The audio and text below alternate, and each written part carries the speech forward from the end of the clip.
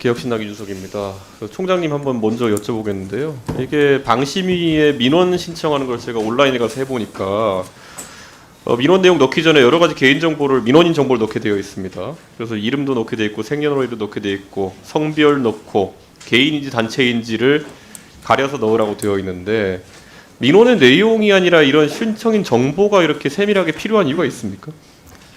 실무부서에서 그 관할을 하고 있어서 그 자세한 것은 제가 모르지만 어쨌든 그런 최소의 이 정보를 넣도록 이번 그 상황 이후에 많이 줄인 것으로 알고 있습니다. 지금 줄였는데도 보면 예를 들어서 어떤 방송 프로그램에 대한 민원을 넣었을 때 성별이 남자인지 여자인지 1985년생인지 86년생인지가 관계가 있어서 수집하는 겁니까 지금? 그 부분은 제가 메모해서 한번 확인해 보겠습니다. 왜 제가 이게 궁금해지는 것이요. 이게 실제 유임위원장이 이게 사주했다면은 실제 이런 개인 정보를 기입한 것이 영향을 미치느냐가 굉장히 중요한데 한번 기조실장님 이런 네. 것들을 그럼 실제 내용을 심의 들어갈 때 네, 이런 민원인의 정보를 같이 올려놓고 심의합니까? 그렇지 않은 걸로 알고 있습니다.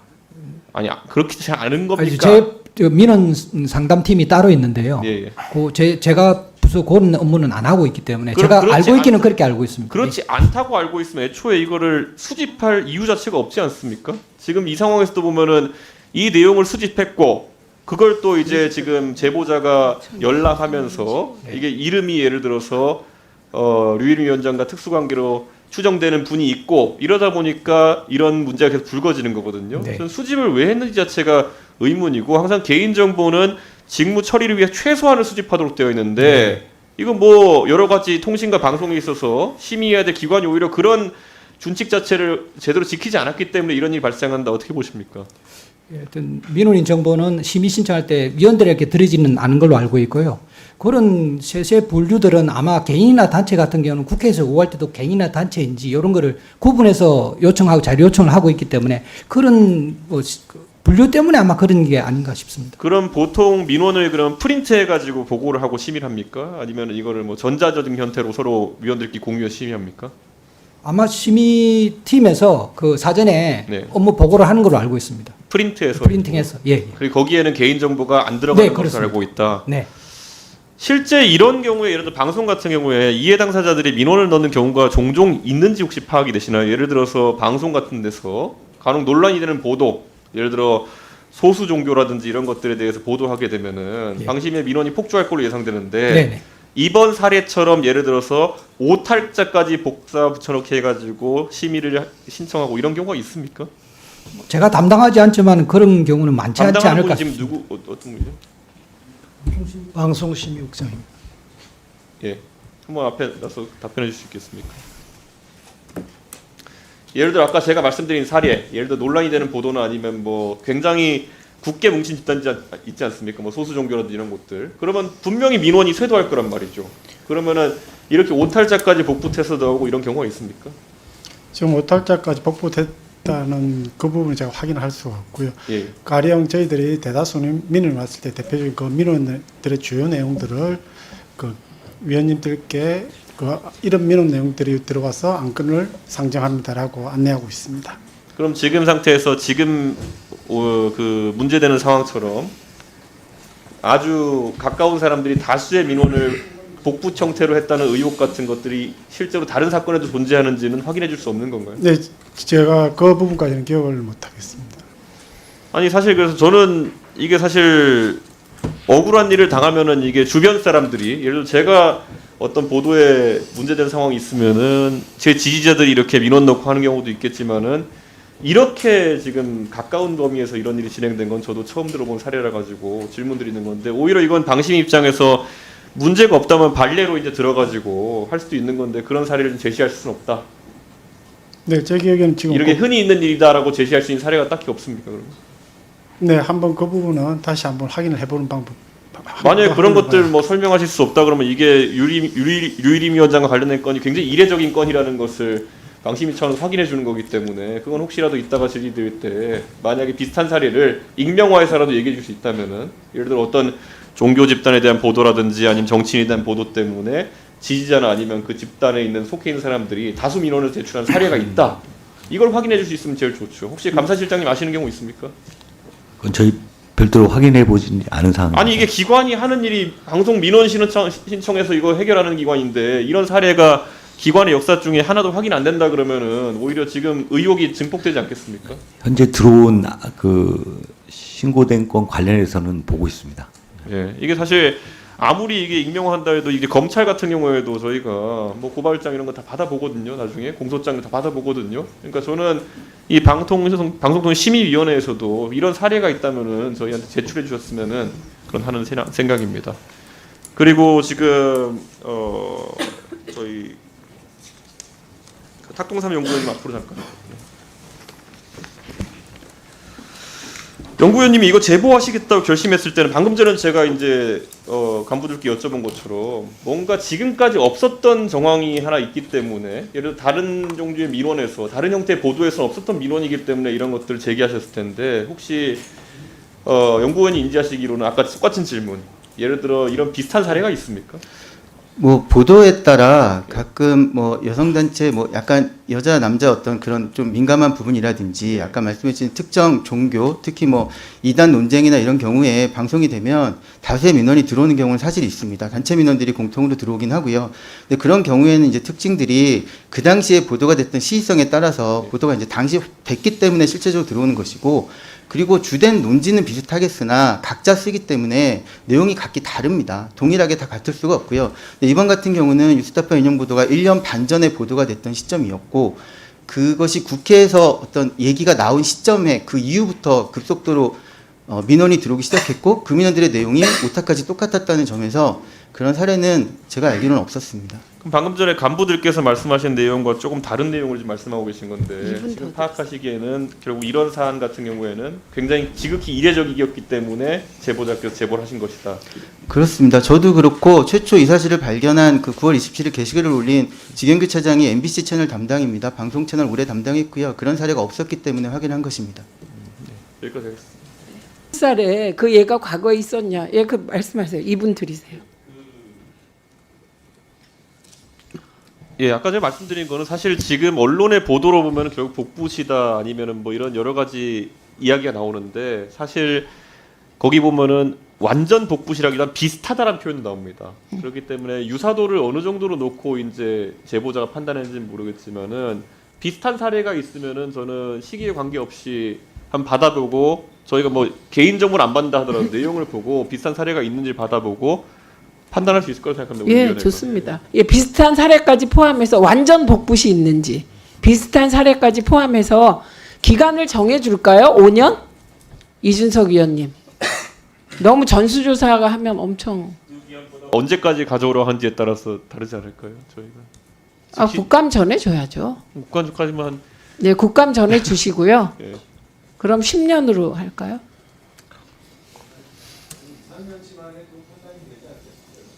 2, 3년치? 네, 그러면 3년으로 하겠습니다. 지금 오늘이 9월 30일이죠? 지금 시점으로 3년. 2024년 9월 30일로부터 역순해서 3년치 하겠습니다. 됐습니다. 그리고 아까 결국에는 제보자분들이 아마 제가 그때 질의할 때 뭐 제가 예로 들었던 사례들 뭐 소수 종교라든지 아니면 특정 정치인에 대한 비판적 보도에 대한 팬층의 이제 방심이 민원이라든지 이런 것들은 크게 어렵지 않게 찾을 수 있을 것이다. 예, 시기가 라고, 특정되니까요. 예, 특히 제가 뭐 종교나 아니면 정치인에 대한 것들은 당연히 우리가 굵직굵직한 사건들이 언제인지 알고 있기 때문에 그런 것들 위주로 먼저 찾아달라고 하는 게 맞지 않을까 싶습니다.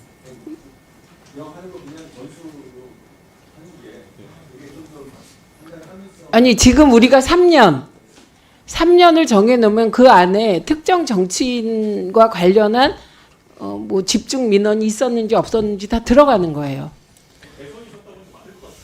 네, 그러니까 뭐 찾아주십시오. 별로 뭐 검색어 넣어서 잘 찾아보십시오. 한민수 위원님 질의해 주십시오. 아니 왜 저 하기 전에 자꾸 싸우셔가지고 리듬을 깨십니까 이렇게? 아니 지금 이준석 위원님 발언 시간 드렸는데 그러면 두 사람을 지금 동시에 일타 쌍피로 네 지금 저희가 한 대씩 맞은 겁니다. 이준석 위원님 질의해 주십시오. 네, 감사합니다, 위원장님. 그 개혁신당 경기화성을 이준석입니다. 우리 김태기 부위원장님, 제가 일전에도 그 방송 광고 시장 관련해 가지고 지금 방송사들이 굉장히 어려운 상황이다. 그래서 방통위 차원에서도 이거 대책 마련에 국회가 공조했으면 좋겠다 말씀드린 거 기억나시죠? 예, 그래서 그 일환으로 오늘 방송 광고에 대해서 얘기 말씀드릴 텐데요. 부위원장님한테는 이따 오후에 질의 드리도록 하고요. 우선 그 민영삼 사장님께 질의 좀 드리겠습니다. 예, 우선 코바코 사장 임명되신 거 뒤늦게 축하드립니다. 예. 그 코바코 사장 임명될 때 보통 이런 자리는 둘 중에 하나, 이제 역관제의 결과이거나 아니면 전문성을 인정받거나 둘 중 하나일 텐데 본인은 어떤 케이스라고 생각하십니까? 솔직히 본 의원은 뭐 역관제도 나쁘지 않다 생각합니다. 저는 그 이준석 의원님의 그런 구분에 대해서 동의할 수 없고요. 예. 저는 적법한 절차와 규정에 따라서 저는 이 자리에 왔다고 생각을 합니다. 자, 그러면은 본인이 결국에는 지원서에 지원하실 때 몇 대 몇으로 경쟁하셨죠? 4대 1로 알고 있습니다. 그 중에서 두 분은 코바코 경력자시죠? 그건 잘 모르겠습니다. 다른 분들은 저는 잘 모르겠습니다. 예, 아마 그분들은 조금 더 업무에 전문성이 있는 분들일 거고, 민영삼 사장님의 지원서를 보시면은 운영 방침이나 주요 사업 계획을 보면은 운영 방침에는 윤석열 정부의 국정 철학을 충분히 이해하고 있다라고 하셨는데 윤석열 정부의 국정 철학이 뭐죠? 그건 그 정부 정책에 다 구현되는 걸로 보는데요. 한마디로 뭐 얘기할 수는 없다고 생각을 합니다. 윤석열 정부의 국정 철학을 제가 말씀드린 좀 웃기긴 한데 이념과 편향을 극복하고 공정과 상식에 맞게 대한민국을 변화시킨다가 국정 철학입니다. 동의하십니까? 그건 알고 있습니다. 왜 답변 안 하셨죠? 그 부분을 묻는 게 아닌 것 같아서 예, 제 본 의원이 질의하는 거에 대해서 지금 굉장히 뭐 정치적으로 고단수를 쓰시면서 답변한다 생각하지 마시고 고단수 안 씁니다. 그러니까 말씀만 하시면 됩니다. 지금 계속. 자, 그러면 저희가 준비한 슬라이드를 한번 보겠습니다. 예. 과거에 민영삼 사장이 결국 사장 되시기 전에 방송 많이 하시고 이랬는데요. 거기 보면은 각가지 인물에 대한 평가를 하셨는데요. 예전에 민주평화당의 전남도지사 후보로 나가신 적이 있습니까? 예, 그렇습니다. 나라는 문재인, 전남은 민영삼이라는 구호를 쓰신 적 있습니까? 예, 그래서 저건 그 초안이었습니다. 예, 그래서 문재인 대통령의 그 당시의 국정 철학은 뭐였습니까? 저 모르고 저건 초안이어서 폐기됐습니다. 예. 어쨌든 근데 그 당시에 문재인 대통령에 대해 가지고 호감을 갖고 계셨습니까? 저 초안은 왜 만들어진 거죠, 그러면? 초안에 검토하는 과정에서 광고 기획사에서 만들어서 왔길래 나는 이게 아니다. 나는 그때 그 문재인 전 대통령이 소속해 있는 민주당이 아니라 22년간 활동했던 민주당을 떠나서 민주평화당의 그 저기는 그 적을 두고 그러면 있었어요. 저 슬라이드에 보면요.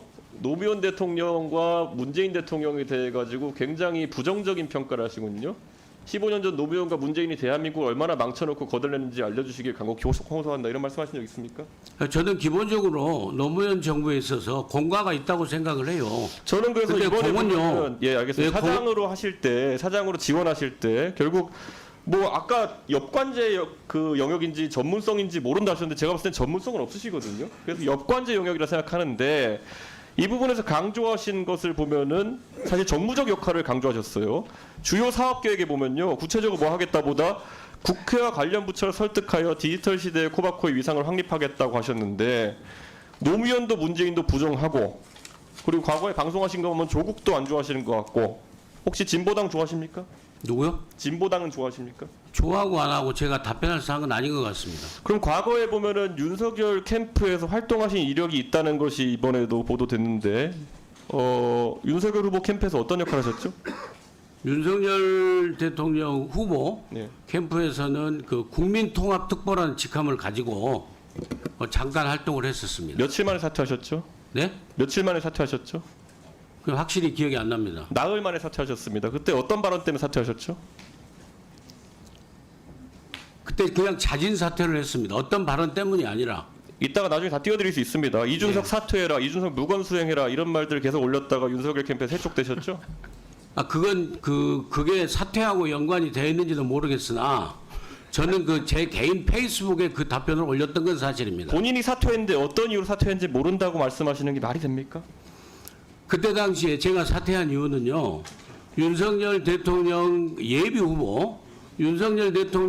후보가 원만하게 활동을 할 수 있도록 그 캠프에 그러니까 그 조직 활동을 이따 위해서 제가 띄워드릴게요. 자진 그러니까 사퇴한 거예요. 이따 이렇게 사고 쳐놓고 그다음에 사퇴하신 건데 그런데 그 이력이 지금 사실 바탕으로 해가 정무적 역할 하시겠다 그러면은 노무현 문재인도 부정하고 개혁신당하고 이준석도 싫어하고 조국 대표도 별로 안 좋아하시는데 방송 보면은 그럼 누구랑 정무적 역할 하시려고 하시는 겁니까? 무슨 최근에 그럼 말씀인지- 한동훈 당대표에 얘기한 거 보면은 당대표 하려고 알랑방귀 끼고 거짓말한다 위선자 이렇게 말씀하셨는데 누구를 설득해가 정무적 역할 하시겠습니까? 무슨 말씀하는지 저는 이해를 할 수가 없습니다. 다 띄워드릴까요? 이해를 할 수가 없습니다. 저는. 답변 못 하시겠죠. 정무적 역할 하시겠다 그랬는데 모든 정치 지도자를 비난했으니까 지금 뭐 역할 할 수 있는 게 아니, 없잖아요. 그거하고 코바코 업무하고 무슨 상관이 있습니까? 업무에다가 정무적 역할 하신다고 아니, 쓰신 내가 거잖아요. 전문성 그럼 한번 따져볼까요? 코바코는요. 방송 광고 관련해서 어떤 전문성 있으십니까? 코바코는요, 기본적으로 어떤 회사냐면은요, KBS하고 MBC를 비롯한 방송 광고 판매 회사예요. 기본적으로 광고 회사도 아니고 광고 기획사도 아니고 그러니까 무슨 전문성이 언론사도 있으시냐고요. 아니고 그러니까 방송 광고를 판매하는 그러니까 그게 이런 무슨 영업 전문성이 활동을 하는 있으시냐고요. 그 조직체를 잘 관리하는 게 가장 중요한 자, 그럼 전문성이에요. 기업을 경영하시고 관리하시는 걸 또 그럼 잘한다고 주장하시는 건가요? 그건요 하루아침에 증명될 수 없잖아요. 앞으로 제가 재직하는 동안에 뭘 쓰시고 뭐 때문에 되신지도 모르시는 거죠. 재직하는 동안의 성과로서 예. 저는 증명된다고 봅니다.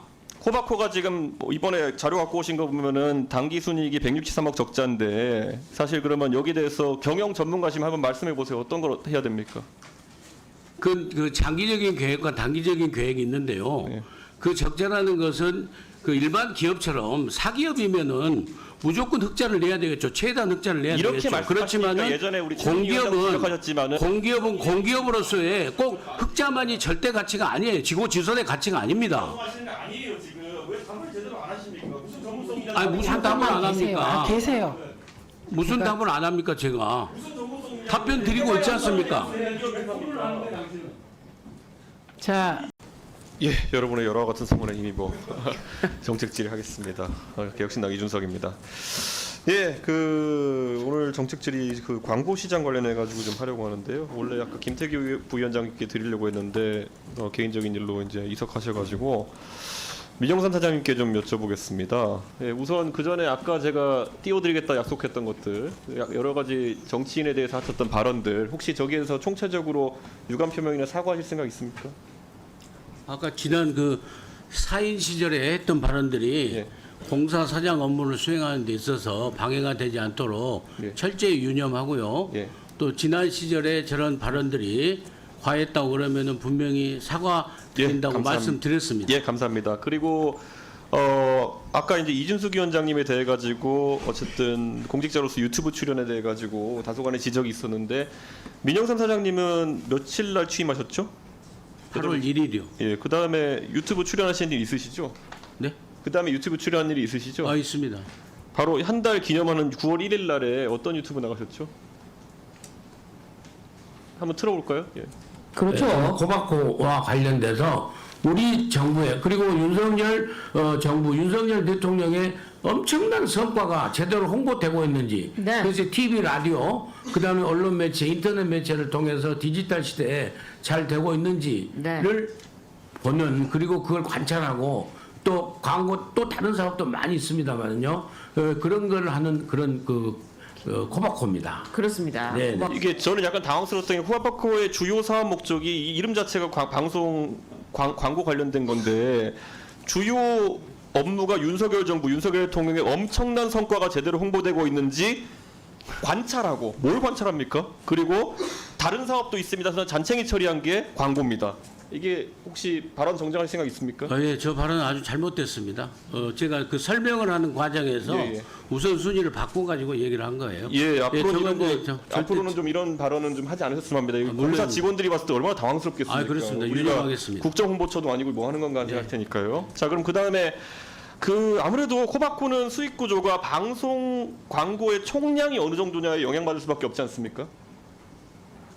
꼭 그렇지만 방송 시장 파이 중에서 어느 정도를 이제 점유하느냐 이런 것이 굉장히 중요할 텐데 현재 방송 광고 시장 파이가 어느 정도 되죠?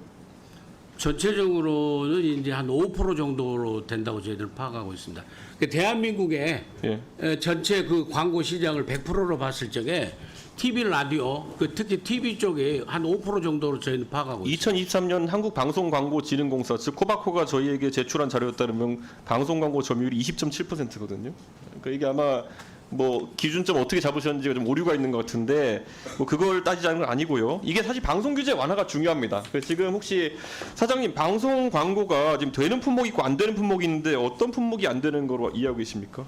이제 뭐 그 주류 같은 경우에는 도수에 따라서 다르고요. 맞습니다. 예. 그다음에 또 사회적 가치를 공공의 가치를 실현하는 데 있어서 좀 더 그 지향해야 될 그런 광고는 예를 들면 모유 수유를 장려하기 위해서 분유 광고를 제한한다든지 그런 규제가 있는 줄로 알고 있습니다. 그리고 전문 의약품이라든지 아니면 결혼 중개업, 법률 광고 이런 것들이 사실 방송 시장의 파이를 많이 키울 수 있는 건데도 불구하고 제약이 들어가고 있는데 코바코 사장 입장에서 이런 것들을 어떻게 개선하고 싶으십니까? 이걸 적극적인 규제 철폐를 하는 과정에서 방통위와 협력하시겠습니까? 이거를? 그렇죠. 저희들은 이제 그 저희 주무 부처인 방통위하고 철저하게 그 협력을 해서 방통위의 협력을 구하는 그게 우선 첫 번째 길이라고 생각을 합니다. 그러니까 사실 지금 봤을 때 코바코 입장에서는 그리고 결합 판매에 대해 가지고 결국 지금 KBS, MBC에 더해서 EBS나 이런 것들 결합 판매 비중이 어느 정도 됩니까? 정확한 그 기준은 그 제가 좀 파악하기 그런데요. 일정 비율 이제 한 13%, 15% 정도로 줘가지고 이 지역 중소방송 그다음에 종교 방송까지 다 하는데 이제 MBC 같은 경우에는 그 서울 MBC가 지방 MBC에 주는데 또 전파 사용료율하고 또 해가지고 계산이 무지하게 복잡해 버려요. 그게 예. 사투리가 근데 어쨌든 그 이런 부분에 대해 가지고 사실 EBS라 이런 부분은 철저하게 이제 바인딩 돼 가지고 이렇게 가는 것이기 때문에 비율 확대하실 생각 있으십니까? 근데 이제 그 저희들은요 그 지금 그 결합 판매 부분에 대해서 헌법 소원 지금 진행되고 있지 않습니까? 그래서 그 법과 개정이 되는 대로 따라서 저희들은 지역 방송, 중소 방송을 그 지원하는데 최대한 성실하게 그 길을 개척해 보려고 생각은 하고 있습니다. 저희가 온라인 광고 비중이 높아진 상황에서 방송 광고 비중을 파이를 키우는 거에 대해서 관심을 갖고 집중해야 되는데 코바코도 이런 거 있는 것 같아가지고 예, 이윤기 위원님 질의해 주십시오. 예, 저희가 그 김유열 사장님, 저희가 그 EBS 이사회 속기록을 좀 봤는데요. 그 2024년 6월 20일 날요. 이때 보면 사업센터장이 이제 이야기하는데 광고가 지금 전년에 비해 가지고 한 14%씩 떨어진 상태다 이렇게 얘기하는데 이 원래 EBS는 코바코가 광고 대행하잖아요. 예, 그렇습니다. 실제로 어려움을 겪고 있는 게 맞습니까? 예, 한때 400억까지 하다 지금 한 200억 정도 하고 있습니다. 근데 이게 그래서 그 이사회 회의록을 뒤에 다음 장 보면요. 가다 보면은 코바코 거치지 않고 바로 우리 직판할 수도 있죠라고 이사분 한 분이 물어보셔가지고 사업센터장이 코바코 통해야 된다. 그래서 뒤에 직접 이걸 좀 우리가 할 수 있으면 수수료 15% 안 나가고 그냥 먹을 수 있는 건데 이런 말씀하십니다. 사실 뭐 그래서 협찬으로 돌린다던가 온라인 광고로 돌리면은 25%안 떼고 EBS가 다 여기 표현대로 먹을 수 있는 거 아니냐 이렇게 되어 있는데 실제로 이런 부분에 대해 가지고 코바코가 지금 적극적으로 EBS를 위한 영업을 하고 있다 생각하십니까? 지금 코바코도 그 광고 EBS 팀하고 해서 뭐 저도 직접 코바코 그 뭐 사장님 그다음에 거기 간부들 직원들하고 그 해서 열심히 뛰고 있습니다. 근데 EBS 프로그램 자체가 그 상업 광고를 유치하기에 그 한계도 있고 시청률 한계도 있고 그래서 그 굉장히 어려움을 겪고 있는 걸로 알고 있습니다. 열심히들 하고 있습니다. 실제로 그런데 이런 어떤 그 이사가 질문한 걸 보면은 결국에는 직접 영업해 수주한 광고들이 있긴 있는 거죠. 직접 수주하더라도 그것을 코바코를 경유해서 그렇죠. 예, 15% 떼야 되는 실제 거죠. 직접 그 영업을 그 기업에 하는 경우도 있고 성공한 경우도 있고. 그럼 실제로 아까 그런 어떤 어린이용 콘텐츠나 이런 거에도 협찬이나 아니면 이런 온라인 광고 형태로 들어오는 게 있다는 거죠. 광고를 협찬은 협찬으로 들어오고 광고가 협찬으로 전환돼서 들어오는 경우는 거의 없는 걸로 알고 있습니다. 예, 알겠습니다. 그러면 이 앞으로 이런 부분에 대해 가지고 아까 뭐 코바코 사장하고도 상의를 하셨다는데 신임 사장 말씀하시는 거예요? 예, 그렇습니다. 신임 사장은 이 부분에 어떤 생각 갖고 있던가요? 일단 교육 프로그램 관심이 많이 갖고 계시고 아, 교육 프로그램에 코바코사님 관심 많으세요? 예, 갖고 계시고 예. 해서 열심히 그 직원들을 독려하는 걸로 알고 있는데 예. 실제 그 효과가 예. 그 어떨지는 예. 그 왜냐하면 코바코에서 하는 게 한계가 또 역시 예. 있습니다. 예, 무슨 말씀인지 알겠습니다. 결과는 알 수 없습니다. 그럼 그 다음에 저희가 한번 살펴볼게요. 사실 저희 의원실에서 파악한 바로는 EBS에서 퍼블리싱한 그런 어떤 애니메이션이나 이런 것들을 보면요. 다음 페이지 보면은 굉장히 좀 어린이용 프로그램인데 사실 저는 모던한 형태의 캐릭터들 많이 퍼블리싱하고 계세요. 그래가지고 또 이름을 살펴보니까 대부분 저렇게 외국어 또는 외래어의 이름을 가지고 있거든요. 그리고 프로그램 타이틀명 같은 경우에도 예전에 방심위에서 한번 지적한 적이 있잖아요. EBS가 과도하게 외국어 외래어 제목과 등장인물명을 사용하고 있다는 지적을 받았는데 그거 예. 알고 계시죠? 예, 알고 있습니다. 이거 어떻게 개선할 수 있겠습니까? 그래서 그러자도 그 간부들하고 요 관련해서 그 회의를 했습니다. 그래서 내년 본편성에는 아예 뭐 제가 일일이 개입할 수는 없지만 그 외래어 외국어 사용 그 퍼센테지를 아예 편성 개편 문서에 아예 상시적으로 디폴트로 좀 넣어서 예. 모니터링을 해갖고 좀 축소하자. 이게 참 미묘한 겁니다. 왜냐하면 이게 사실 컨텐츠 자체를 뭐 옛날처럼 돌려가지고 뭐 또리장군 은비값 이런 거 하자는 게 아니라 예. 사실 지금 과도한 외국어나 외래어가 남용되는 부분에 대한 지적을 하는 거거든요. 예, 저 의원님 의견에 저도 지금 두 공감하고 분의 있습니다. 박민 사장님하고 김윤 사장님 나와 계신 이유가 애초에 공영방송이기 때문에 그 공영성을 띄워야 되기 때문에 여기 나와 계신 건데 예전에 뭐 박민 사장님한테도 제가 그때 결산 때도 질문드렸지만은 뭐 보면은 공영방송으로서 해야 되는 콘텐츠가 따로 있는 것처럼 예를 들어 사극이라든지 국제뉴스 저희 그때 얘기했잖아요. 두 분 사장님이 그런 부분에 대해 가지고 공영성을 강조하는 방향으로 좀 해주셨으면 좋겠습니다. 예, 그러겠습니다. 예, 그리고 박민 사장님 최근에 사장 지원서 쓰신 분 보면은 거기도 또 대하드라마 얘기 나온 대하드라마를 정례적으로 제작하고 블록버스터급 미니 시리즈 제작하겠다 이렇게 말씀하셨죠? 예, 그렇습니다.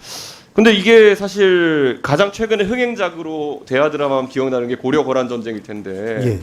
이거 제작하신 PD님이 제가 김한솔 PD님을 알고 있는데 최근에 예. 특별 명예퇴직하면서 저희 회사의 구조조정 과정 속에서 회사를 예. 떠나신 걸로 알고 있거든요. 예. 그러니까 이게 뭐가 해야 될 일은 계속 늘어나고 박민 사장님도 공약하시는 일들이 늘어나는데 예. 사람이 떠나는 현상이 발생하는 걸 어떻게 파악해야 될까 저희가?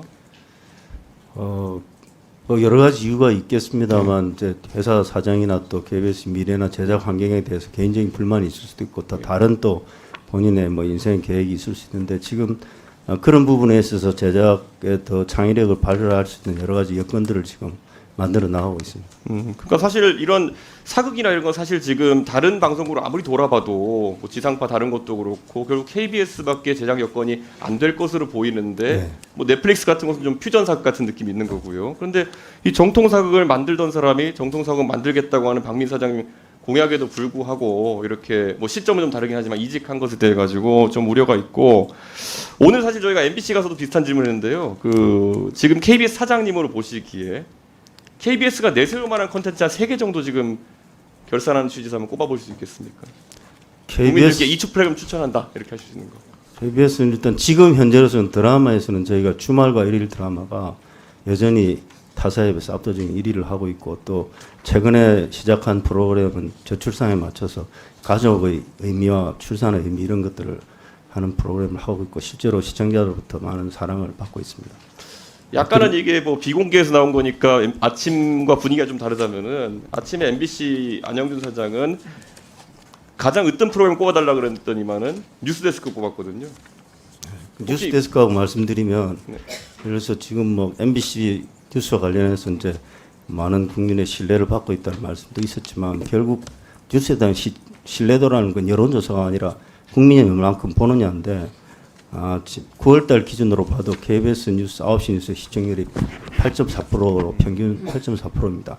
MBC에 비해서 약 2.7% 정도 높은 시청률이고 시청자 수가 요새는 더 중요합니다. KBS 그러면 기블 특별 안 보기 때문에 177만 명 대비해서 MBC는 123만 명입니다. 그래서 저희가 뉴스에 있어서 뭐 다양한 여론조사도 있지만 KBS 뉴스는 여전히 국민들로부터 또 신뢰를 받는 부분도 있다. 그런 공정성 면에서는 그러면 공영방송으로서 충분한 수준에 도달했다 이렇게 자신 있게 사장으로서 말씀하시겠습니까? 그렇지는 않습니다. 더 열심히 노력해야 되고 그래서 최근에 여러 가지 논란과 관련해서 새로운 저희가 제작과 편성 뉴스에 있어서 공정성을 확보하기 위한 7대 가이드라인도 지금 만들어서 보다 더 정확하고 공정한 뉴스를 보도하도록 노력하겠습니다. 이훈기 위원님. 여쭈려고 합니다. 이 공영방송 사장 선임 관련해서 계속 문제가 되고 있어가지고 방송법도 저희가 이야기하고 하지만 개혁신당에서는 앞으로 공영방송 사장으로 임명되는 분들에게 적어도 10년 이상의 방송 경력을 요구하자라는 이야기를 하고 입법 추진 중에 있습니다. 지금 박민 사장님이 팬기자 출신이시다 보니까 이게 개인을 저격하는 의미로 받아들일 수 있는데 그런 의도는 전혀 아니고요. 실제 방송에 종사하는 사람 입장에 봤을 때 공영방송 사장에게 방송 경력을 의무화하는 부분에 대해서 어떻게 생각하십니까?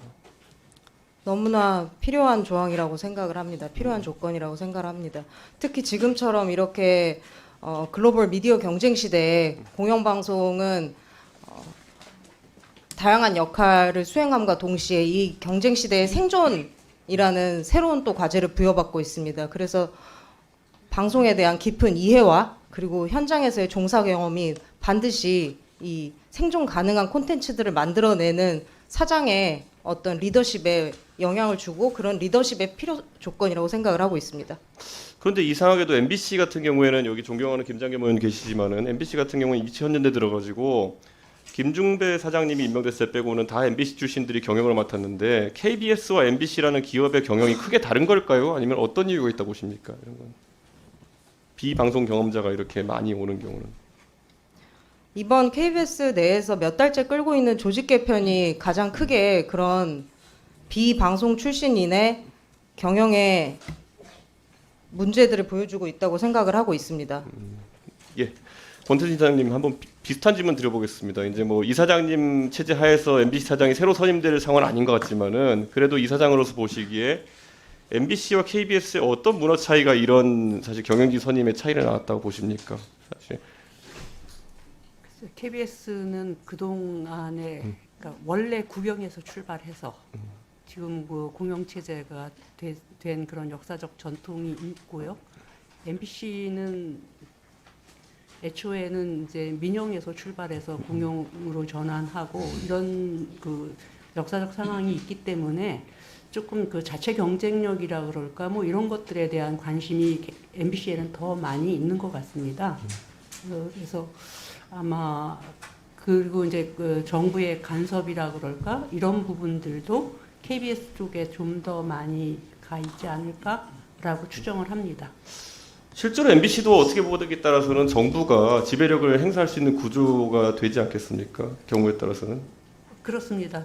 그런데 아무래도 이제 그 100%의 그 영향력을 행사하는 데 하고 70%의 영향력을 행사하는 데의 차이가 좀 있을 거라고 생각을 하고요. 예. 네. 비슷한 질문 이성래 이사님 한번 드려도 괜찮을까요? 네.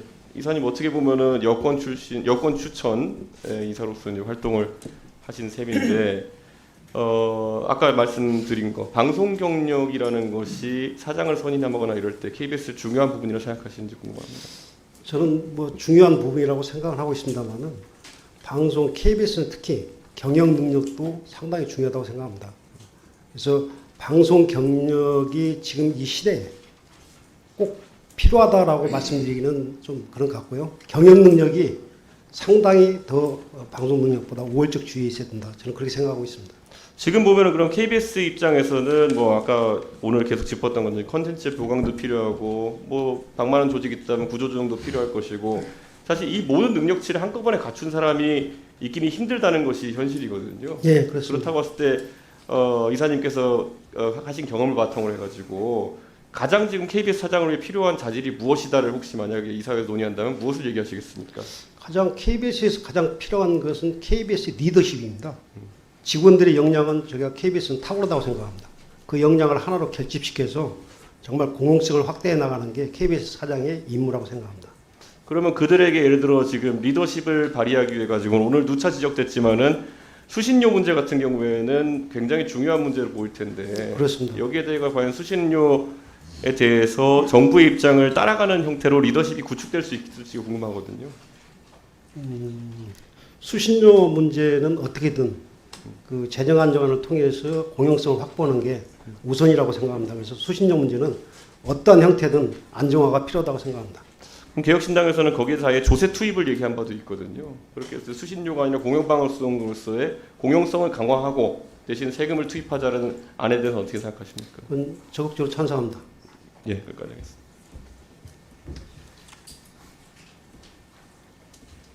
예, 이준석 위원님 질의해 주십시오. 예, 뭐 오늘 갑자기 이제 과방위원 간의 역사 인식에 대해서까지 이제 얘기를 하게 됐는데 어쨌든 독도는 우리 땅 그리고 김일성은 전범까지는 합의된 것으로 이렇게 네. 볼 수 있을 것 같습니다. 아니 7분에서 다시 시작하시죠. 예, 예, 사실 고한석 지부장님 앞으로 좀 나와주시고요.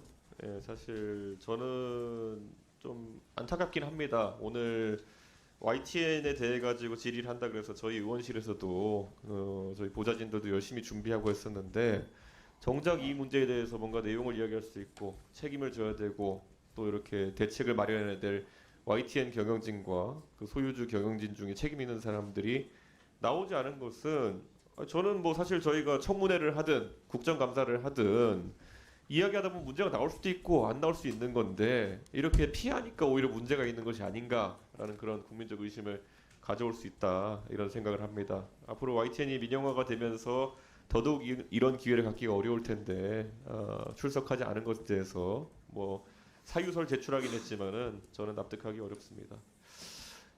시부장님 우선 한번 여쭤보겠습니다. YTN이 이제 민영화가 됐잖아요. 네. 그런데 그렇다고 한다면 YTN은 물론 언론으로서 우리가 항상 얘기하는 기본적인 공익성 그리고 공영성도 추구해야 되겠지만은 조금 더 이윤 추구에 가깝게 갈 거라고 생각하는데 그 노조 그러니까 그 YTN 구성원들 생각은 어떻습니까? 아무래도 지배 구조가 민영으로 바뀌면 이윤 추구에 집중할 수밖에 없다고 판단을 하고요. 그동안 YTN은 30년 동안 공적 지배 구조를 가지고 있었습니다. 그것 때문에 뭐 낙하산 사장 등의 어떤 나쁜 일들도 있었지만 하지만 적어도 경제 권력으로부터는 자유로웠던 측면이 있었거든요. 이제는 유진 ENT가 YTN을 인수하고 김백이 사장이 됐습니다. 정치 권력으로부터 자유롭지 않습니다. 이제는 정치 권력에 더해서 경제 권력으로부터 압박도 받고 있습니다.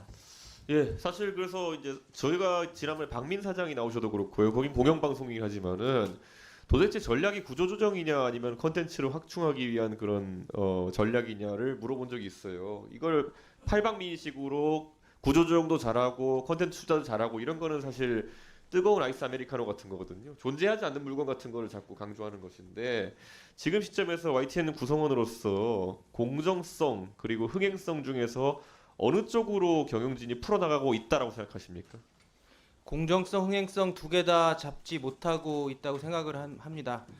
일단 방송이 공정하다는 거는 기계적 중립이 아니라 시민들이 반드시 알아야 될 정보를 전달할 때 공정한 것이고 그때 시청률도 올라가고 광고도 붙게 됩니다. 근데 김백 사장이 오고 나서 YTN이 어떻게 됐습니까? 처음에 줄리 의혹 보도 사과부터 시작했습니다. 그리고 관련된 보도는 하지도 못하고 있는 상황입니다. 이런 압박 속에서 공정성, 흥행성 두 개 다 YTN에서는 현재로서는 찾아보기 힘듭니다. 그러니까 저희가 흥행성이라고 방송에서 얘기하면은 시청률이 잘 나오고 청취율이 잘 나오고 그리고 또 뭐 유튜브 조회수가 잘 나오고 우선 국민들이 찾는 맛집이 돼야 된다라는 인식을 갖고 있는데요. 지금 김백 사장 오시면서 진행자 교체를 라디오에 이렇게 했었죠. 네.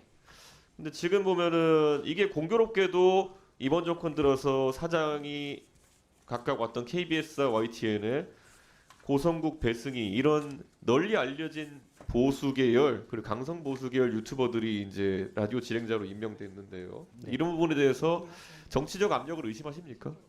정치적 압력 당연히 의심하고요. 일종의 블랙리스트가 있었다고 생각합니다. 배승희 씨가 앵커로 들어가게 된 박지훈의 뉴스킹 같은 경우는 청취율 1위 프로그램이었고요. 당시에 여기 계신 정동영 의원 인터뷰를 길게 했다는 이유로 강한 징계를 받았습니다. 그렇다는 얘기는 이 정권에서 반드시 없애야 될 뉴스 프로그램들이 있었고 그중 하나가 박지훈의 뉴스킹이었다고 생각을 합니다. 사실 저는 뭐 YTN에 또 보면 내부 진행자도 있었고 외부 진행자도 있었고 저도 패널로 나가보기도 했지만은 예전에 뭐 이동영 씨도 진행한 적 있고요. 이렇게 저는 흥행을 목표로 결국에는 이런 이름이 이미 알려진 그런 방송 진행자들을 초빙하는 경우가 있었다 생각하는데 근데 이건 좀 약간 궁금합니다. 아무리 좀 그런 사적인 영역에서 왔다 하더라도 저도 개인적으로는 예전에 한 시사 방송의 진행자로 일간 진행자로 어디서 제안이 들어온 적이 있습니다. 그런데 그때 조건을 받아드니까 저한테 타방송국 출연도 하지 말라 그리고 개인 유튜브도 하지 말라 반농담주로 술도 먹지 마라 뭐 이런 얘기도 했었거든요. 근데 네. YTN의 이런 진행자들 같은 경우에 외부에 와서도 그런 제약이 굉장히 덜한 것 같습니다. 이게 사실 뉴스 진행을 매일 일관으로 한다는 거는 굉장히 고도의 집중력과 그리고 준비를 요하는 사안일 텐데 이게 좀 내부 구성원에 비해서 차별 대우라고 볼 수 있는 거 아닙니까? 그래서 저희가 YTN이 민영화된 게 아니라 사형화됐다고 이야기를 하고 있습니다. YTN은 거의 사형화를 넘어서 사유화 수준에 들어가고 있습니다. 배승희 씨 같은 경우는 개인 유튜브를 하면서 민주당을 좌파라고 몰아세우기도 합니다. 지극히 편향적인 시각을 드러내는 사람이 현재 YTN 뉴스 보도 채널 전문 채널의 진행자로 일을 하고 있습니다. 그러니까 사실 뭐 여기 존경하는 노정별 의원님부터 뭐 이정원 의원님, 이용기 의원님 다 언론 현직에 최근까지 계시던 분들이지만은 사실 회사에 소속된 입장 또는 아니면 회사에서 어떤 진행을 맡은 입장에서는 그 진행의 공정성을 의심받지 않기 위해서라도 외부 활동을 하지 않는 것이 언론계 관례다 이렇게 보는데 결국 그게 지켜지지 않았다는 것이죠. 그게 전혀 지켜지지 않았고요. 오히려 그러는 것이 지금 현재 김백 사장 체제의 목표라고 생각을 합니다. 윤석열 정권이 의도한 바이기도 하고요. 그러니까 민영화를 해가지고 언론사가 언론의 지분을 획득했다. 이게 사실 언론이라는 것이 평소 영위하던 사업 영역보다 아주 높은 마진율을 가지고 있는 그런 사업도 아닐 텐데 그럼 언론사가 이런 주식을 취득하는 목적 중에 뭐가 있을 수 있다고 봅니까? 기업이 언론사를 소유하는 이유는 최근에 건설 기업들이 많은 지역 언론사들을 소유한 이유를 들여다보면 됩니다. 일종의 호위무사, 방패막 정도를 가지려고 하는 측면이 큰 것 같기도 하고요. 물론 유진그룹이 어떤 목적을 갖고 있는지는 제가 정확하게 여기서 말씀드리기는 어렵지만 과거 전례들을 보면 그렇다는 얘기입니다. 아까 이제 이해민 의원도 말씀하셨지만 어쨌든 전국 단위로 송출이 강제된 채널을 갖는다라는 그런 상징적인 의미도 있고 또 전국 단위로 송출되기 때문에 YTN의 뭐 거의 30년 가까이 된 취재 네트워크라는 것도 굉장히 중요한 기업의 정보 소스가 아닐까 이런 생각하는데 어떻게 보십니까? 물론 그렇습니다. 각 취재원들을 통한 정보들이 정보보고라는 이름으로 보도국장에게 올라가고 전반적으로 공유됩니다. 그러니까 저는 이런 부분에 있어서 앞으로 기업이 어떤 그 방송이나 언론을 소유했을 때 아까 말했던 공정성, 흥행성 이런 걸 통해 가지고 언론사를 진흥하는 것 그 자체보다 다른 목적이 의심되는 경영이 왜냐 이렇게 해서 라디오 청취율도 떨어지고 방송도 지금 시청률이 그렇게 기대된 것만 나오지 않는 상황 속에서 이렇게 가면 곤란하다 그런 취지의 질문드렸고요. 예, 감사하고요. 이게 사측이 같이 나왔으면은 제가 반쯤 나눠서 같이 질의했을 텐데 오늘 사측이 안 나왔기 때문에 제가 공교롭게도 구성원들의 입장만 이렇게 질의할 수밖에 없었다.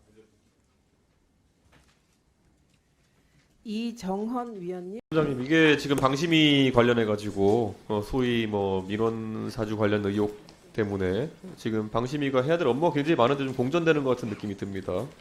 예, 맞습니다. 텔레그램이나 아니면 유튜버 협조 같은 것도 사실 저는 좀 더 잘 된 줄 알았는데 지금 보니까 뭐 구두로 되어 있는 상태거나 아니면은 미진한 상황이기 때문에 그 부분 박차를 가야 되는데 좀 우려스럽습니다. 그래서 이 사건의 경과를 보면서 저는 뭐 항상 우리 의원님들 설명하시는 거 다 듣고 그러면 가장 이상했던 게 23일 날 12월 23일 날 권익위 신고 들어간 다음에 그 다음에 언제 인지하셨죠? 그리고 난 뒤에 예. 이게 이제 뉴스가 예. 나가기 시작한 게 11월 21일, 22일 날 이 예, 예. 당사자들한테 예, 예. MBC하고 뉴스타파가 예. 현장에 취재를 오면서 예. 그 당한 피해자들이 예, 예. 제게 직접 전화를 오기 시작해 저도 뭐 깜짝 놀랐습니다. 근데 23일 날 이제 권익위 신고가 들어가고 그 다음부터 26일에 이제 위원장님이 수사 의뢰를 하게 되죠. 예, 26일 날 했습니다. 근데 23일부터 24일, 25일 그때 달력 찾아보니까 23일은 토요일, 24일은 일요일, 25일은 크리스마스인데 예. 그러면 사실 이런 권익위 신고 들어가고 이럴 때 그 다음에 수사일에 들어가기 전에 위원장님이 그래도 직원들인데 이 부분에 대해 좀 체크를 해보셨나요? 어떻게? 아닙니다. 그때는 누가 했는지를 전혀 알 수 없는 상황이었습니다. 이게 뭐 방심위 직원인지 누군지 그래서 우리도 성명불상에 개인 정보를 불법으로 유출하는. 그러면 예를 들어 당장 예. 방심위에 그런 전산 담당하는 분들이나 이런 분들한테 아니 이게 유출의 가능성이 있느냐, 예를 들어 해킹의 가능성이 있느냐, 아니면은 진짜 사람이 할 수밖에 없는 것이냐 이런 거는 최소한 절차적으로 검토를 하셨어야 된다 좀 보는 게 왜냐하면 이거 수사일에 들어가면 이거 친고죄도 아니고 반의사 불벌죄도 아니기 때문에 무조건 조직 내에서 이제 수사 결과가 나올 수밖에 없는 상황이거든요. 그러면은 이런 걸 아예 수사기관에 넘기기 전에 파악하기 위해서 어떤 절차들을 진행하셨는지가 약간 궁금하거든요. 예, 저희들이 내부적으로 이게 해킹에 의한 것이냐, 내부에서 누가 정보를 유출한 것인가 여러 가지 검토를 우리가 내부적으로 판단할 수 있는 근거가 없었고, 그리고 국가민원기관 사상 이렇게 수백 건의 개인정보가 유출된 게 전무후무한 일이었습니다. 이 공익적 민원이 생명인 방송통신심의위원회로서는 이건 엄중하게 빨리 하여튼 조치를 취해야 되는 상황이라서 근데 시간이 별로 결국에는 없었습니다. 엄중한 상황인데 결국 이 수사 일회 때문에 지금 2번이나 방심이 압수수색되고, 그럼 압수수색할 때 분명히 그 범주의 실제 민원 내용 같은 것도 이제 수사기관에 넘어갔을 것이고, 오히려 저는 굉장히 지금 방심위가 이 보안성에 대해 가지고 국민들에게 의심받을 수 없는 밖에 없는 상황입니다. 왜냐? 첫째로 그 민원을 누가 유출했냐 수사하면서 민원인들의 정보가 노출되고, 그리고 언제든지 정치 영역에서 이게 다뤄질 수 있다는 것이 백일하에 드러났기 때문에 민원 넣을 때 민감한 내용들은 조심할 수밖에 없는 상황이 됐어요. 저는 이 부분에 대해 가지고 어느 정도 방심위가 초기에 이걸 수사와 이런 쪽으로 몰고 간 것도 저는 성급한 게 아닌가 짚어보고 싶은 겁니다. 저는. 그리고 여기 보면은 제가 지난번에 방심위 관련해서 청문회 할 때 제가 지적했던 게, 아까 최영두 의원님도 비슷한 부분 지적하셨는데, 방심위 민원하는데 우선 이 심사한 데 있어가지고 그 들어온 경로, 그러니까 자체 직권 상정한 것인지 아니면은 민원이 들어온 것인지 누가 민원을 넣었는지는 크게 상관이 없잖아요. 맞습니다. 그러면은 여기에 개인정보를 받는 이유 자체가 뭔지가 이제 약간 혼란스러운 거거든요. 이게 물론 누가 장난을 하기 위해 가지고 넣는 걸 방지하기 위해서 할 수 있지만은 개인정보를 취득할 때는 그에 걸맞는 그걸 보유하고 이게 관리하기 위한 이유가 있어야 되는데 지금 없어 보여요. 어떤 측면이냐면은 예. 민원을 신청하고 난 뒤에 예. 이 민원 내용이 잘못된 경우도 있고, 네. 추가로 또 우리가 보완 자료를 요청하는 경우도 있고, 본인한테 연락을 해야 되는 경우가 있기 때문에 그 정도의 연락을 남길 예. 경로 정도만 두면 되는 것이지, 제가 지난번에 실제로 들어가서 민원 남기라고 해보니까 성별, 이름, 아까 말했던 생년월일 이런 자료들이 남아있는 것 자체가 위험하다. 저는 그래서 이번에 이런 것이 뭐 공익적 목적인지 모르겠으나 어쨌든 밖에 나온 이상 방심위의 민원 심사 기능 자체는 한번 크게 재설계하지 않으면은 어느 누구도 신뢰하지 못할 상황이다. 그런데 이거 관련해서 지금 그때 질의한 이후에 뭔가 진행되는 게 있습니까? 예, 의원님 말씀하신 대로 예. 그런 부분을 지금 단순하게 해서 개선 작업을 하고 있습니다. 저는 지금 예. 이제 유튜브나 이런 것도 심의하는데 맞습니다. 방심위가 해야 되는데, 예, 이번에 쯔양 사건도 그렇고 이게 유튜버들이라는 사람이 좀 악랄한 사람도 있기 때문에 민원 심의 넣을 때 신고자의 신원이 노출되는 거는 신고하는 사람들 굉장히 위협이 될 수가 있어요. 근데 예. 이런 시스템 지금 전 근대적인 시스템 아닙니까? 이걸 빨리 고쳐야죠. 예, 이제 현행 그 민원 처리에 관한 법률에 개인 이외에도 법인 또는 단체 민원인 자격을 인정하고 있는데, 성명 및 주소 등이 불명확한 경우 민원에서 제외하도록 규정하고 있어서 그랬는데, 저희들이 이런 본인 인정 절차를 대폭 간소화하도록 지금 준비하고 있습니다. 12월 중에는 간소화 절차가 본인 인증을 하는데 본인 인증하고 그 결과를 무조건 저장할 필요는 없습니다. 예. 알겠습니다. 예. 그 본인 인증 절차를 간소화한다. 그 방향이나 이런 거 보고 좀 하세요. 예, 알겠습니다. 예. 이훈기 위원님 질의해 주세요. 예, 개혁신당 이준석입니다. 예, 김태규 대행님. 예. 이게 그 OTA라고 있습니다. 온라인 트래블 에이전시 해가지고 플랫폼으로 해가지고 이 숙소나 항공권 예약하는 외국 사이트들이 지금 한국에서 많이 영업하고 있습니다. 그래서 아고다, 뭐 익스피디아 이런 곳들이 이제 영업하고 있는데, 사실 이곳에서 이제 정크비 문제가 대두되고 있습니다. 이게 사실 가격이라는 것이 우리나라의 음식점에 가도 우리는 부가세랑 음식 가격이랑 다 넣어가지고 고지하게 되어 있는데, 이 OTA라고 하는 곳들은 이 규정을 잘 지키지 않는 경우가 있어가지고 문제되고 있습니다. 혹시 인지하고 계십니까? 뭐 아고다 부분은 사실은 제 개인적으로도 약간 불편함을 느껴서 논의를 한번 한 적이 있고요. 예. 그리고 저희들이 아마 최근에도 조사를 해서 그 부분이 언론에도 언론에서도 그 기사로 다뤄진 적이 있는 것으로. 예, 그래서 저희가 의원실에서 파악한 바에 따르면은 아고다에서 이제 다크 패턴이라고 하는 이런 것을 통해서 사실 굉장히 많은 함정 수수료를 떼가고 있는 그런 상황입니다. 이게 소비자들은 단 100원이라도 싼 것을 찾아가지고 이 사이트 저 사이트 다니다 보니까 아무래도 이런 것들을 함정 삼아가지고 하고 있는 것 같은데, 나중에 후지불을 유도해가지고 정급비가 나오는 경우도 있고 그래요. 이런 것들 실제로 지금 방통위 차원에서는 어떻게 규제할 기회를 갖고 계십니까?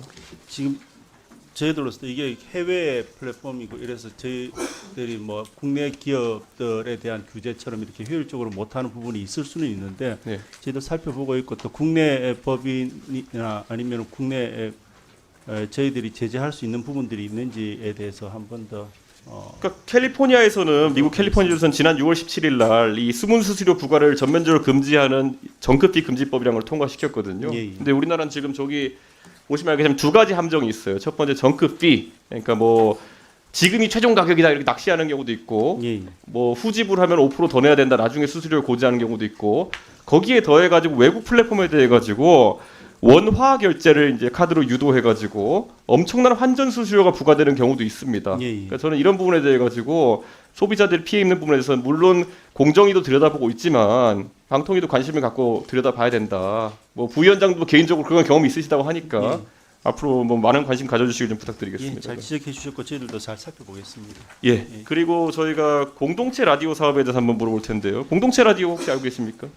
예, 뭐 깊은 지식은 없지만 이게 지역 주민이 직접 참여하는 밀착형 지역 미디어인데 예. 방통위가 2021년에 기존에 7개 있었는데 이게 잘 된다 싶었던지 20개 정도를 추가 선정했습니다. 예. 그런데 현재 그중에 24개소가 운영되고 있습니다. 예. 그럼 3개는 어디 갔느냐? 3개는 결국 지원이 부족하고 그래가지고 개업도 못하고 결국에는 사업을 이제 취소했거든요. 예. 그런데 이게 뭐 사실 역할이 사실 2022년에 태풍 흰남노가 났을 때는 지역 재난 상황 같은 것들도 오히려 지상파 방송국보다 잘 전달하고 이러면서 호평을 받았던 적이 있는데 혹시 이제 보시면은 이런 부분에 대해서 관련 예산 사업 같은 것들을 파악하고 계십니까 지금?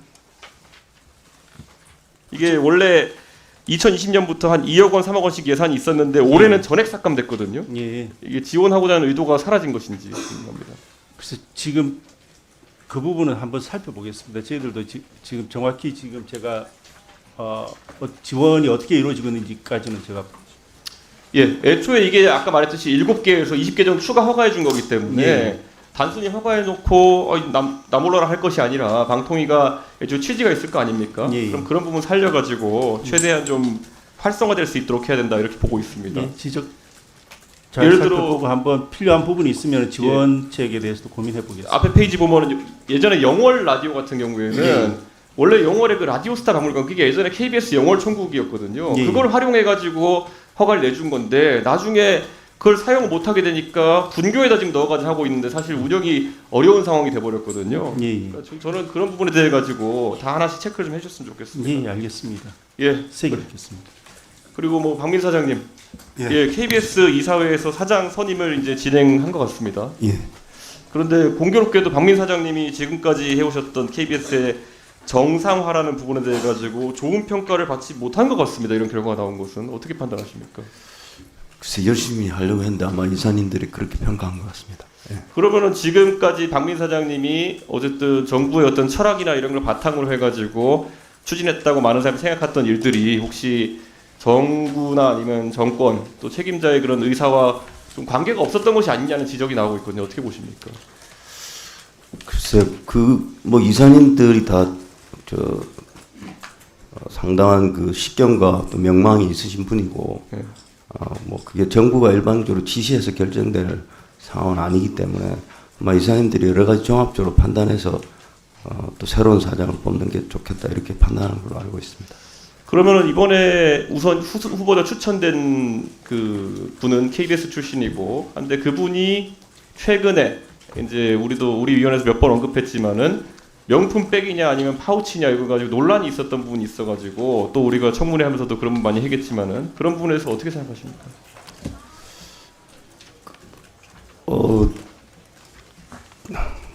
그 부분에 대해서는 뭐 여러 가지 오해가 있을 수 있는데 아마 뭐 1시간 이상의 그 문답을 하면서도 본인이 그렇게 판단한 것 같고 그 부분은 뭐 보도본부장 보면 저도 개입할 부분이 아니었고 거기에 대해서 이제 다양한 평가들이 있다고 봅니다. 그래서 뭐 그런 인터뷰를 진행하다 보면 또 그런 표현을 하지 않았을까 이렇게 해서 그 부분에 제가 뭐 평가를 하기는 좀 그런 것 같습니다.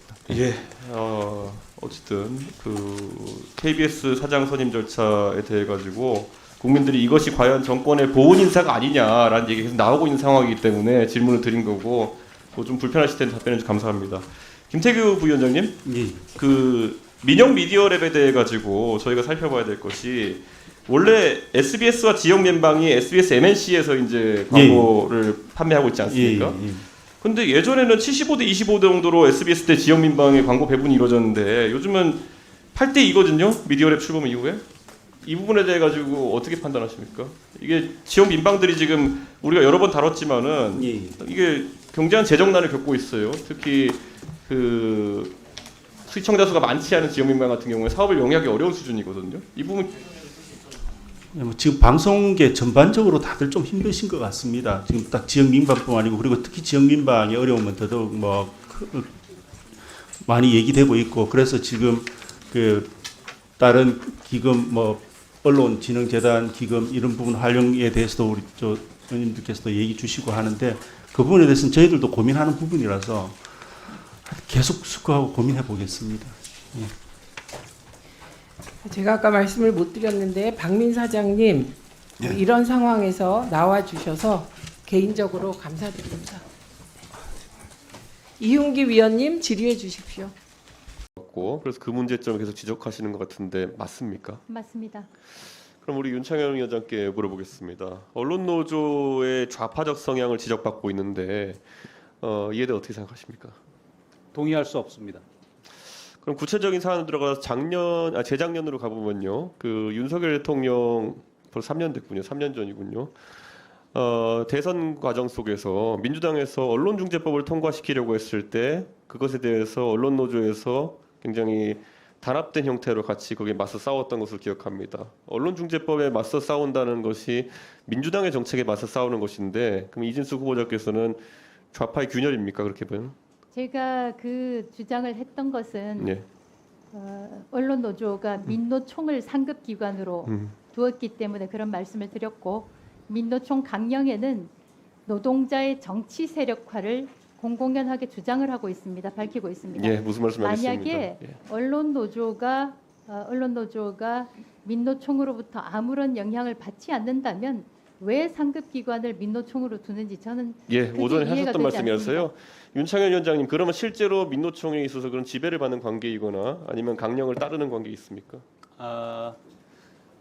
민주노총의 정식 명칭은 전국 민주노동조합 총연맹입니다. 연맹이라 하는 것은 각기의 산별 노조가 각자의 강령을 가지고 연맹의 형태를 취해서 관련한 의사결정을 합의로 만들어낸다는 뜻이 있습니다. 민주노총이 자체적인 강령을 가지고 있고 정치세력화를 명명하고 있습니다. 언론노조 강령에도 정치세력화 강령이 있습니다. 제가 거꾸로 여쭤보겠습니다. 전 국민 중에 2,500만이 노동자입니다. 그러면 소위 이 정치행위를 하는 의회 구성에 있어서 판검사님들, 뭐 재벌급 대기업의 임원님들이 의회 구성을 독점해야 합니까? 이 극심한 양극화 속에서 허동이고 있는 노동자를 대변하는 목소리를 키워야겠다는 주장이 노동자의 입장에서는 하등 문제될 것이 없는 것이고요. 정치 세력화라는 게 반드시 특정 정당을 지지하거나 하는 문제를 지목하는 것이 아닙니다. 노동자들의 목소리를 극심한 불균형 속에서 최소한의 균형을 맞추기 위해서 강화시켜 나가는 모든 노력들을 정치 세력화라고 표현하는 것입니다. 그래서 뭐 그것이 좌편향이라 하는 주장은 극우적 시각에서는 할 수는 있지만 평범하게 세금 내는 국민으로서 그에 입각해서 헌법에 보장된 노동조합의 권리를 행사하는 입장에서 보면 전혀 받아들일 수 없는 가당치 않은 주장이라고 생각합니다. 예, 위원님 조금 같이 몰아서 답변해 주시죠. 제가 오전 중에 질의를 했을 때 위원장 후보자께서는 언론 노조가 사실상 방송국의 인사권을 침해하기 위해 가지고 어떤 측면에서 임명 동의제를 악용하고 있다는 취지로 말씀하셨습니다. 거기에 대해서 어떻게 생각하십니까, 위원장님? 방송법은 방송법 자체가 특별법입니다. 잘 아시겠지만 방송법상에 보면 대주주라 하더라도 지상파 방송의 경우에 지분 제한 규정이 있습니다. 이건 엄연히 상법의 범위를 초과한 내용입니다. 그러나 방송의 공공성과 언론 자유의 측면에서 자본의 영향력을 제한할 필요가 있기 때문에 다른 법률의 개념을 뛰어넘는 특별법의 형태로 방송법이 규정을 하고 있는 것입니다.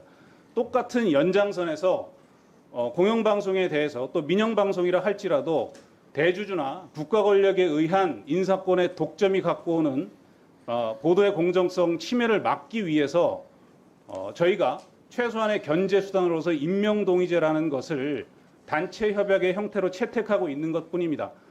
임명동의제를 채택하고 있는 것은 공영방송뿐만 아니라 대한민국 다수의 신문사에서도 편집국장 직선제, 편집국장 임명동의제를 여러 군데 시행하고 있습니다. 그것은 언론사업장의 특수성을 반영한 것일 뿐이지 그것이 인사권을 침해하는 제도는 결코 아니라고 자신 있게 말씀드립니다. 예, 이진숙 후보자님. 그럼 방금 전에 임명동의제 관련된 내용에서 결국 견제의 의미로서 균형의 의미로서 이 제도를 활용한다는 취지로 답변을 전 이해했는데 그렇다면 현재 입법부 같은 경우에도 일부 공직자 임명에 대해 가지고 임명동의제를 하고 있지 않습니까? 가장 대표적인 예가 국무총리일 것입니다. 이런 부분이 그러면 대통령의 인사권을 침해하고 있다고 판단하시나요? 국무총리의 경우에는 다른 사안이라고 생각하고요. 어떻게 다른지 조금만 설명해 주시겠어요? 저는 국무총리의 경우에는 비상시에는 유고시에는 대통령을 대신해야 되기 때문에 충분히 그런 검증을 받아야 된다고 생각하고요. 대신에 장관급들은 이렇게 그 청문 과정을 거치지만 대통령의 인사권이 덜 중요한가요? 인정되지 않습니까? 예. 그런데 언론사에서 임명동의제라는 것은 50% 이상의 동의를 받지 못하면 주요국의 국장으로 임명되지가 못합니다. 예. 그것은 지금 그 노조 구성상 언론 노조 구성상 다수가 제가 퍼센티지까지 얘기는 못하겠지만 MBC의 경우 가장 최근에 2023년의 경우에 1,100명 중에서 거의 980명, 1,000명 가깝게 언론 노조원이기 때문에 사실상 언론 노조에서 동의를 해주지 않으면 임명되지가 못하는 구조가 되어 있습니다. 예. 그러면 그 위원장 실제로 임명동의제 투표를 했을 때 이준숙 후보자가 말씀하신 것처럼 그 부결이 나는 경우가 많습니까? 전체는 아니고 몇몇 케이스가 있었던 것으로 기억합니다. 알겠습니다. 그럼 자리로 돌아오셨습니다. 예, 그리고 제가 공교롭게도 우리 김장겸 의원님 계신데 김장겸 의원이 관련된 건을 좀 얘기하게 돼서 우선 양해를 좀 구합니다. 그 이준숙 후보자님, 김장겸 전 사장이 해임될 때 그 당시 박문진 이사 중 5명이 7가지 해임 사유를 들었습니다. 그 안에 보면은 공정성, 공익성 훼손 등등등 해서 7가지 이런 사유에 동의하십니까? 동의하지 않습니다. 그럼 이 당시에 이런 판단을 정치적인 판단이라고 생각하십니까? 그렇게 생각합니다.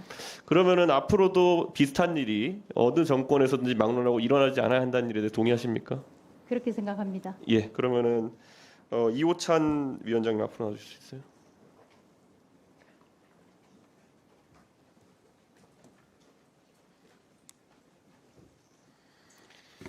예, 이 이야기는 두 분의 MBC 노조 위원장들께 공의 드릴 질문인데요. 현재 MBC의 경영 실태에 대해 가지고 아무래도 우리가 공영방송 사장이 해임되거나 이런 상황 속에서 그런 분의 지적이 많았기 때문에 MBC의 현재 안영준 사장체에 대해서의 공정성 문제가 있다고 생각하십니까? 없다고 생각합니다. 그러면 경영상에 있어서 MBC는 현재 어떤 상태에 있습니까? 아마 KBS나 SBS 다른 지상파 방송에 비해서 경영 상태가 상당히 좋은 상태고 아마 상반기에도 한 150, 60, 뭐 정확한 수치는 아니지만 한 150, 60억의 흑자를 기록하고 있는 것으로 알고 있습니다. 그러면은 그 당시 김장겸 사장의 해임 당시에는 경영 상황과 공정성 문제가 어떠했습니까? 김장겸 사장 시절터가 아니라 저기 앉아 계신 김재철 사장, 안광한 사장, 김장겸 사장까지 해서 이명박 박근혜 정권에서 MBC의 공정성은 철저히 무너졌고 MBC를 청와대 방송으로 전락시켰고 모든 수치, MBC에 대한 신뢰도, 뭐 시청률 포함해서 모든 수치가 상당히 떨어졌을 것이고 지금의 MBC를 비교해 보면 모든 조사에서 MBC의 공정성, MBC의 신뢰도가 상당히 높은 상황입니다. 이런 상황에서 지금의 현 사장의 해임 사유는 존재하지 않는다라고 생각합니다. 예, 감사합니다. 오정환 위원장 앞으로 와주십시오.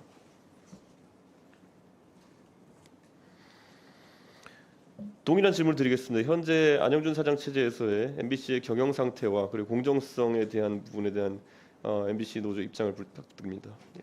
작년 2월에 MBC 사장이 지원했던 3명의 후보자가 그 시민들을 모아놓고 자기 이제 정견을 발표한 적이 있습니다. 그 중에 이 자리에 앉아 계신 박성재 사장을 제외한 나머지 2분이 우리 뉴스에 문제가 있다고 얘기를 했어요. 그 2분 다 언론 노조원들이거든요. 현재 MBC 사장인 안영준 후보자조차도 일부 시청자들은 우리 뉴스를 신뢰합니다. 그러나 다른 시청자들은 우리 뉴스를 신뢰하지 않습니다라고 얘기를 했고 또 다른 후보자는 역시 언론노조원인데요. MBC 뉴스를 민주당 방송이라고 합니다라고 얘기를 했습니다.